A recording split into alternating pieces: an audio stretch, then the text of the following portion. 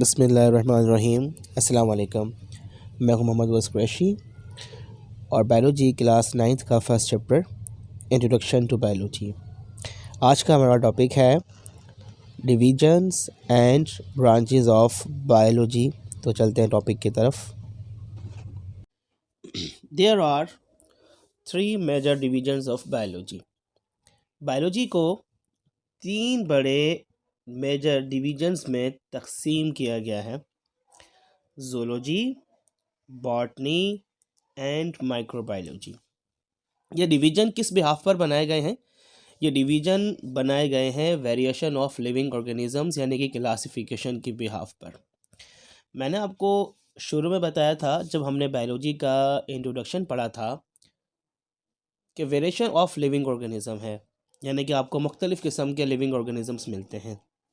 ऐसे living organisms जो पानी में तैरते हैं, हवा पे उड़ने वाले, ज़मीन पे चलने वाले, रेंगने वाले और मुख्तलिफ़ किस्म के हमारे पास लिविंग ऑर्गेनिजम्स हैं। तो इन वेरिएशन की बिहाफ पर बायोलॉजी में आसानी करने के लिए क्या कर दिया गया? डिवीजन्स बना दिए गए, तकसीम कर दी गई। अब डिवीज़न 3 तरह के बने हमारे पास, एक ज़ूलॉजी, बॉटनी और माइक्रोबायोलॉजी। अब ज़ूलॉजी जो डिवीज़न है इसे देख लेते हैं। The word zoology is drive from Greek language zoon. ठीक है, ज़ूलॉजी जो वर्ड है वो ग्रीक लैंग्वेज के वर्ड जून से लिया गया है। और दूसरा जो वर्ड है वो है लोगोस, जिसका मतलब होता है स्टडी आर्ट नॉलेज। ज़ूलॉजी में हम करते क्या हैं? It deals with the study of animal, जिसमें हम एनिमल्स के बारे में पढ़ते हैं। ठीक है, यानी कि आपको जो लिविंग ऑर्गेनिजम्स में एनिमल्स नज़र आते हैं, जितनी भी तरह के आपको एनिमल्स नज़र आते हैं, चाहे वो एनिमल फिर पानी में रहने वाले हों, हवा में उड़ने वाले हों, खुश्की में रहने वाले हों, ठीक है, अंडे देने वाले हों, बच्चे देने वाले हों, किसी भी तरह का जो भी एनिमल होगा उसकी जो स्टडी है वो हम किस में करेंगे? ज़ूलॉजी में करेंगे। क्योंकि ज़ूलॉजी का मतलब यही है, zoo means animals, logos means study. किसकी स्टडी करना, किसके बारे में जानना? एनिमल्स के बारे में जानना। उसके बाद है botany. The word botany is taking from Greek language butane. जो बॉटनी है, बॉटनी का जो वर्ड है ब्यूटेन, वो भी किससे लिया गया है? ग्रीक लैंग्वेज से लिया गया। और इसका मतलब क्या होता है? इसका मतलब होता है प्लांट्स, और लोगोस का मतलब होता है स्टडी और नॉलेज। ठीक है, अब इसमें हम क्या पढ़ते हैं? इसमें हम पढ़ते हैं deal with the study of plants. इसमें हम प्लांट्स के बारे में पढ़ते हैं। पहले ये तस्वुर किया जाता था कि हमारे पास 2 ही तरह के लिविंग ऑर्गेनिजम्स हैं, एक ज़ूलॉजी यानी कि एनिमल की स्टडी, एनिमल्स होते हैं, और दूसरे प्लांट्स। ठीक है, यानी कि बॉटनी डिवीजन बना दिया गया। तो तस्वुर ये किया जाता था कि सिर्फ 2 तरह के हमारे पास लिविंग ऑर्गेनिज्म हैं। लेकिन फिर बाद में ये पता लगा कि लिविंग ऑर्गेनिज्म 2 तरह के तो हैं, लेकिन एक और ऐसी किस्म है लिविंग ऑर्गेनिज्म की जो हमें नज़र नहीं आती, जिसे हम देख नहीं सकते, लेकिन उनका भी वजूद है। और ये कब मुमकिन हुआ इन लिविंग ऑर्गेनिजम्स के बारे में जानना? ये मुमकिन हुआ जब माइक्रोस्कोप की इन्वेंशन हुई। माइक्रोस्कोप की इन्वेंशन से पहले हमें नहीं पता था कि कोई तीसरा डिवीजन भी बन सकता है, यानी कि कोई इस तरह की मखलूक भी हो सकती है जो हमें नज़र नहीं आती। तो पहले जब डिवीजन्स बनाए गए तो 2 बनाए गए थे, ज़ूलॉजी और बॉटनी, और फिर बाद में तीसरा डिवीजन बनाया गया, माइक्रोबायोलॉजी। ज़ूलॉजी में स्टडी करेंगे एनिमल्स के बारे में, बॉटनी में स्टडी करेंगे प्लांट्स के बारे में, और माइक्रोबायोलॉजी में किसके बारे में स्टडी करेंगे? माइक्रोबायोलॉजी में स्टडी करेंगे microscopic organism such as bacteria which can be seen only with the help of microscope. ये ऐसे लिविंग ऑर्गेनिजम्स जो हमें हमारी आम आँख से नज़र नहीं आते, जिनको देखने के लिए हमें माइक्रोस्कोप का इस्तेमाल करना पड़ता है। वो छोटे छोटे जानदार जिनकी मौजूदगी है लेकिन वो हमें नज़र नहीं आते, जैसे बैक्टीरिया जो यहाँ पे एग्जांपल दी गई है। अब बैक्टीरिया ऐसा लिविंग ऑर्गेनिज्म है जो हमें नज़र नहीं आता लेकिन हमारे साथ होता है। बैक्टीरिया ओमनी प्रेजेंट है। ओमनी का मतलब होता है हर जगह। बैक्टीरिया हर जगह आपको मिलेगा। बैक्टीरिया हमारे कपड़ों पर भी लगे होते हैं, हमारे हाथों पर भी होते हैं, हमारे साथ होते हैं, हमारे घर में, बिस्तर में, हर जगह पर बैक्टीरिया मौजूद है, लेकिन नज़र नहीं आते। क्यों? क्योंकि वो इतने छोटे जानदार हैं कि हम उन जानदार को नहीं देख सकते। हमारी ये जो आम आँख है, नेकेड आई, इसमें इतना पावर नहीं है कि ये इन छोटे-छोटे लिविंग ऑर्गेनिज़म्स को देख सके। ऐसे लिविंग ऑर्गेनिज़म्स को देखने के लिए हम माइक्रोस्कोप का इस्तेमाल करते हैं। Microscope, micro means very small, scopein means to see. Microscope का नाम का मतलब ही यही है कि बहुत ही छोटी-छोटी चीज़ों को देखना। तो माइक्रोस्कोप का काम ये है कि वो आपको छोटी-छोटी चीज़ों के बारे में दिखाएगी, छोटी-छोटी चीज़ों के बारे में बताएगी। तो जब माइक्रोस्कोप की इन्वेंशन नहीं थी तो पहले 2 डिवीज़न थे, ज़ूलॉजी, बॉटनी, और ये तस्वुर किया जाता था कि लाइफ 2 तरह की है। लेकिन जब माइक्रोस्कोप की इन्वेंशन हो गई तो फिर नंबर 3 माइक्रोबायोलॉजी, क्योंकि जब ये एक बहुत ही छोटे लिविंग ऑर्गेनिज़म्स, दुनिया का सबसे छोटा लिविंग ऑर्गेनिज्म जो है बैक्टीरिया है, तो इस तरह के लिविंग ऑर्गेनिजम्स नज़र आने लगे तो फिर इनका भी एक डिवीजन बना दिया गया। तो डिवीजन हमारे पास 3 तरह के, zoology, botany and microbiology. Zoology में हम स्टडी करेंगे एनिमल्स के बारे में, बॉटनी में स्टडी करेंगे प्लांट्स के बारे में, और माइक्रोबायोलॉजी में स्टडी करेंगे माइक्रो ऑर्गेनिजम्स के बारे में। Branches of biology. Branches of biology समझ लेते हैं। सबसे पहले जो ब्रांच है वो है मॉर्फोलॉजी। मॉर्फोलॉजी क्या है? ग्रीक वर्ड मॉर्फ से लिया गया है मॉर्फोलॉजी, और दूसरा जो वर्ड है हमारे पास वो है लोगोस, यानी कि लॉजी। मॉर्फ का मतलब होता है फॉर्म, स्ट्रक्चर, और लोगोस का मतलब होता है डिस्कोर्स, यानी कि study. The study of external form and structure of organism. Morphology क्या है? किसी भी लिविंग ऑर्गेनिज्म की external form and structure of living organism. हम जब किसी भी लिविंग ऑर्गेनिज्म की एक्सटर्नल स्टडी करते हैं, उसके बैरूनी हिस्सों के बारे में पढ़ते हैं, तो वो हमारे पास मॉर्फोलॉजी कहलाती है। मॉर्फोलॉजी को डायग्राम से समझ लेते हैं। देखिए मॉर्फोलॉजी में क्या है? Morphology of flowering plants. ये हमारे पास एक फ्लावर है, और ये आपने छोटी क्लासेस में भी पढ़ा होगा इसके बारे में कि इसके पास मुख्तलिफ पार्ट्स होते हैं। अब इस फ्लावर की जो मॉर्फोलॉजी है, यानी कि जब हम उसके एक्सटर्नल पार्ट्स की स्टडी करेंगे तो वो हमारे पास मॉर्फोलॉजी कहलाएगी। जैसे प्लांट के पास जो फ्लावर होते हैं, अब उन फ्लावर के पास भी कौन कौन से पार्ट्स होते हैं? देखिए ये स्टिग्मा होता है, स्टाइल और फिलामेंट होता है, ठीक है। इस तरह जो फ्लावर है इसके पास स्टेमन्स होते हैं, नेक्ट्री होती है, और फ्लोरल एक्सिस है, पेडिसल है जहाँ से हम फ्लावर को पकड़ते हैं। तो ये जब हम किसी भी लिविंग ऑर्गेनिज्म के एक्सटर्नल पार्ट की, यानी कि बैरूनी हिस्सों की स्टडी करेंगे तो वो हमारे पास मॉर्फोलॉजी कहलाएगी। नंबर 2 है एनाटमी। देखिए इसे लिखते एनाटोमी है और पढ़ते इसे एनाटमी है। और एनाटमी ग्रीक अल्फाज के 2 ग्रीक अल्फाजों से मिलकर बना है। एक है एना, जिसका मतलब होता है पार्ट आर अप, और नंबर 2 पे जो है हमारे पास वो है टॉम, जिसका मतलब होता है कटिंग। अब एनाटमी क्या है? The study of internal parts of body of living organism by cutting them open. यानी कि जब हम किसी भी लिविंग ऑर्गेनिज्म की बॉडी को ऊपर से कट करें, और कट करने के बाद जब उसके हम इंटरनल ऑर्गन्स की, इंटरनल पार्ट्स की स्टडी करें तो वो हमारे पास एनाटमी कहलाती है। एक डायग्राम से इसे समझते हैं। ये एक डायग्राम है जिसमें ह्यूमन ऑर्गन एनाटमी सेट। इसमें आपको जो है वो हमारी बॉडी के इंटरनल ऑर्गन्स नज़र आ रहे हैं, जैसे हार्ट है, लंग्स हैं, इंटेस्टाइन है, स्टमक है, मसल्स हैं, पेंक्रियाज है, लीवर है, ब्रेन है, ठीक है, किडनीज़ हैं।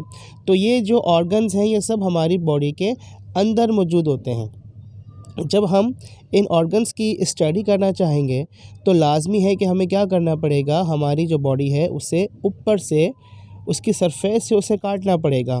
जब काटेंगे और बॉडी को ओपन करेंगे तो फिर हमें ये इंटरनल ऑर्गन्स नज़र आएंगे।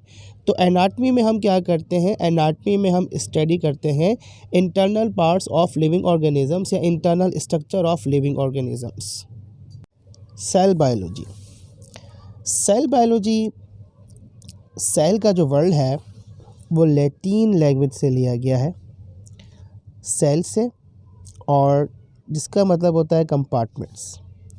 बायोस का मतलब होता है लाइफ और लोगोस का मतलब होता है डिस्कोर्स। इसमें हम स्टडी करते हैं किसके बारे में, सेल और इसके ऑर्गेनल्स के बारे में। एक डायग्राम से इस डेफिनेशन को समझते हैं। ये एक डायग्राम है सेल का, एनिमल सेल का, और अब इस सेल में जो ऑर्गेनल्स हैं उन्हें देख लेते हैं। देखिए मुख्तलिफ़ किस्म के सेल के पास ऑर्गेनल्स होते हैं। न्यूक्लियस है, न्यूक्लियस के साथ साइटोप्लाज्म होता है, माइक्रोट्यूबल्स होती हैं, पेरोक्सिसोम्स, गोल्जी अपैरेटस है, लाइसोसोम्स हैं, सेंट्रियोल्स हैं, smooth endoplasmic reticulum, mitochondria, rough एंडोपेंटिकुलम है, राइबोसोम्स हैं। तो सेल की और सेल के जो ऑर्गेनल्स हैं इनकी जो स्टडी है ये हमारे पास सेल बायोलॉजी कहलाती है। अगर हमें सेल के फंक्शन के बारे में, सेल के स्ट्रक्चर और इसकी कंपोजिशन यानी कि इसके ऑर्गेनल्स वगैरह के बारे में, उनके फंक्शन के बारे में, सेल की अपनी बनावट के बारे में अगर हमें पढ़ना है तो हम सेल बायोलॉजी में स्टडी करेंगे।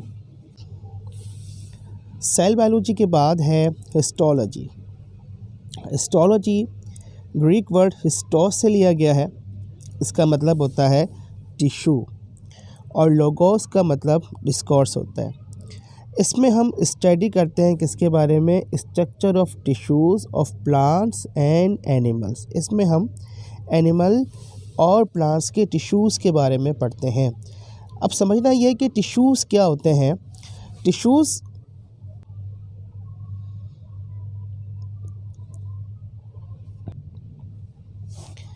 Types of animal tissue. Tissues क्या होते हैं, टिश्यूज़ कम्बिनेशंस ऑफ सेल्स होते हैं। जब सेल्स आपस में मिलते हैं तो सेल्स आपस में मिलकर टिश्यूज़ बनाते हैं, ठीक है। यानी कि ये आपके पास एक सेल है, ये सेल्स आपस में मिलेंगे तो क्या बनेगा, ये सेल्स आपस में मिलकर बनाएंगे टिश्यू। ये टिश्यूज़ आपस में मिलेंगे और ये टिश्यूज़ आपस में मिलकर क्या बनाते हैं, ऑर्गन बनाते हैं, ठीक है। तो the combination of cell is called tissue. जब सेल्स आपके पास मिलेंगे तो टिश्यू बनाएंगे। जैसे अब यहाँ पर जो हमारे पास एक ब्लड टिश्यू की मिसाल है, बोन टिश्यू की है, एपिथेलियल टिश्यूज़ की है, और नर्वस टिश्यू की, कनेक्टिव टिश्यूज़ की, बहुत सारे टिश्यूज़ की मिसालें हैं। तो अब आपने पढ़ा होगा कि जो ब्लड होता है ना हमारे पास, उसमें डिफरेंट टाइप ऑफ सेल्स होते हैं। उसमें 3 तरह के सेल्स होते हैं, रेड ब्लड सेल्स होते हैं, वाइट ब्लड सेल्स होते हैं और प्लेटलेट सेल्स होते हैं। ये सेल्स आपस में मिलकर टिश्यूज़ बनाते हैं, ठीक है। जो हमारे पास एक ब्लड होता है और फिर उस ब्लड का काम क्या होता है, इस ब्लड का काम होता है ट्रांसपोर्टेशन कराना, यानी कि मटेरियल को बॉडी के मुख्तलिफ पार्ट्स के पास लेकर जाना, ठीक है, एनर्जी वगैरह को पहुँचाना, और वहाँ से जो फ़जूल मादियात हैं जैसे कार्बन डाइऑक्साइड है और दूसरे सब्सटेंसेस हैं जो हमारी बॉडी के लिए ज़रूरी नहीं है, उनको लाकर और एक्सक्रीशन कराना। तो ब्लड जो है वो आपके पास एक टिश्यू होता है और ये किससे मिलकर बनता है, डिफरेंट टाइप ऑफ सेल से मिलकर बनता है। जब सेल की हम स्टडी करेंगे तो सेल बायोलॉजी, और जब सेल के कम्बिनेशन की, जब सेल्स आपस में मिल जाएंगे और टिश्यूज़ बना लेंगे, ठीक है, तो उनकी जो स्टडी है वो हमारे पास क्या कहलाती है, हिस्टोलॉजी कहलाती है। नेक्स्ट जो ब्रांच है हमारे पास वो है physiology. Physiology Greek word physics से लिया गया है जिसका मतलब होता है नेचर, और लोगोस का मतलब होता है डिस्कोर्स यानी कि स्टडी। इसमें हम किसके बारे में पढ़ते हैं, इसमें हम पढ़ते हैं फंक्शंस ऑफ लिविंग ऑर्गेनिजम्स के बारे में। अब जो लिविंग ऑर्गेनिजम्स हैं उसमें मुख्तलिफ फंक्शंस होते हैं, उनकी जो स्टडी है वो फिजियोलॉजी है। इसको डायग्राम से समझते हैं। ये हमारे पास एक डायग्राम है और इस डायग्राम से हम समझते हैं कि फिजियोलॉजी क्या होती है। देखिए बहुत सारे प्रोसेस हैं जो लिविंग ऑर्गेनिजम्स परफॉर्म करते हैं। ट्रांसपोर्टेशन, रिस्पायरेशन, एक्सक्रीशन है, न्यूट्रिशन, मेटाबॉलिज्म और रिप्रोडक्शन है। अभी पिछली ब्रांच में मैंने आपको समझाया था कि ब्लड क्या करता है, ट्रांसपोर्टेशन का काम करता है। और ट्रांसपोर्टेशन में क्या होता है कि जो ब्लड होता है वो मटेरियल को ट्रांसफ़र करता है पूरी बॉडी में। इसी तरह रिस्पायरेशन एक प्रोसेस है जिसमें हम क्या करते हैं, इनहेल करते हैं ऑक्सीजन को और एक्सेल करते हैं कार्बन डाइऑक्साइड को, और इसके नतीजे में क्या बनाते हैं, एनर्जी बनाते हैं। तो रिस्पायरेशन में हमारे पास एक ऑर्गन नहीं होता, बल्कि और भी ऑर्गन्स इसमें इन्वॉल्व होते हैं, जैसे लंग्स इसमें इन्वॉल्व होते हैं।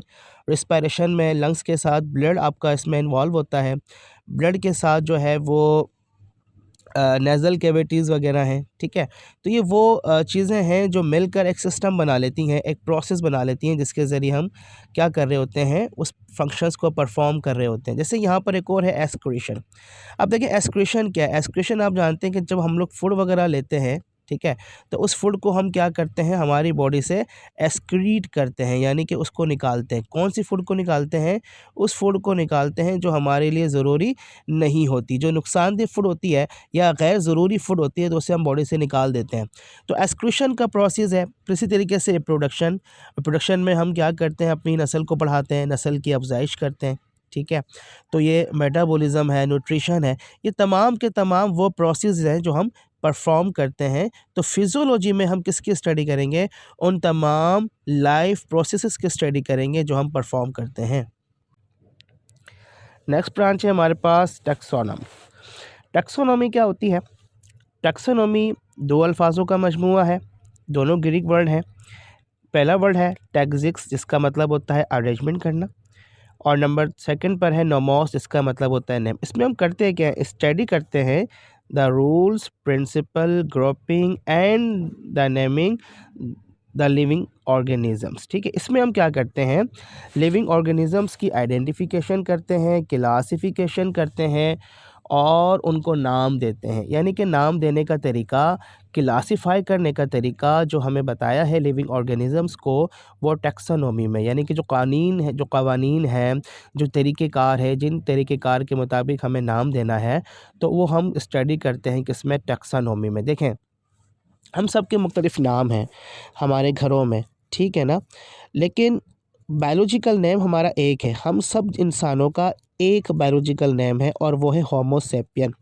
अब होमो क्या है? होमो जो है वो हमारी जीनस है और सेपियन जो है वो हमारी स्पीशी है। अब हमने क्या किया है, यानी कि साइंटिस्ट ने 1.5 मिलियन ऑफ स्पीशीज़ को डिस्क्राइब किया है, उनकी आइडेंटिफिकेशन की है, उनकी क्लासिफिकेशन की है और उनको नाम दिया है। अब 1.5 मिलियन स्पीशीज़ को जो नाम दिया गया है ना, वो कानून के मुताबिक दिया गया है, एक तरीके के मुताबिक उनको नाम दिया गया है। और ये जो तरीक़ेकार है ये हम स्टडी करते हैं किसमें, टैक्सोनॉमी में। और देखिए टैक्सोनॉमी में जो हम जानदारों को नाम देते हैं उसकी वजह यह है ताकि हमारे पास मैक्सिमम वर्क हो और मिनिमम टाइम हो।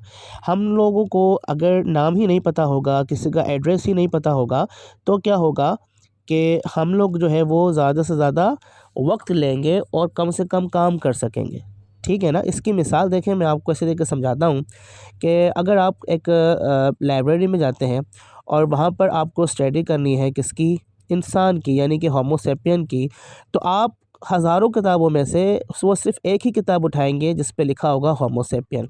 और अगर आपको पता ही ना हो कि इंसान को जो है वो बायोलॉजी में होमो सेपियन कहते हैं, तो आप जो है वो मुख्तलिफ़ किताबें पढ़ेंगे, समझेंगे, उसके बाद आपको पता लगेगा कि मैंने जो ये 10 किताबें पढ़ी हैं ये फ़ज़ूल थी और मुझे जिसके बारे में पढ़ना है उसे होमो सेपियन कहते हैं, और वो किताब वहाँ रखी है और वहाँ से आप उठा लेंगे और उसकी स्टडी करना शुरू कर देंगे। तो टैक्सोनॉमी हमारे लिए क्या करती है, टैक्सोनॉमी हमें जो है वो मैक्सिमम वर्क और मिनिमम टाइम के अंदर मदद देती है। देखें, आपको इसकी एक और मिसाल देकर समझाता हूँ कि अब आप एक शहर में रहते हैं और शहर के किसी एरिया में रहते हैं और कोई आपसे पूछता है कि बेटा आप कहाँ रहते हो, और आप कहते हो कि मैं पाकिस्तान में रहता हूँ, या आप उसे कह देते हो मिसाल के तौर पर कि मैं कराची में रहता हूँ। अब कराची तो बहुत बड़ा है ना। अब वो शख्स अगर आपको कराची में ढूंढने निकले तो कहाँ निकलेगा, कहाँ ढूंढेगा, तो वो आपको ढूंढ ढूंढ के थक जाएगा ना। लेकिन अगर आप उसे ये बता दो कि भाई मैं कराची के एक ख़ास एरिया में और इस दुकान के बराबर में या फ़लाँ जगह पे मेरा घर है, तो उसके पास आपको ढूंढने के लिए बड़ी आसानी होगी ना, एक एड्रेस होगा उसके पास और वो बड़ा आसानी तौर पर आपके पास पहुंच जाएगा। तो टैक्सोनॉमी में हम क्या करते हैं, टैक्सोनॉमी में हम जानदारों को नाम देते हैं, उनकी आइडेंटिफिकेशन करते हैं, उनकी क्लासिफिकेशन करते हैं, ठीक है, उनकी ग्रुपिंग वगैरह करते हैं ताकि हम उनको आसानी से समझ सकें।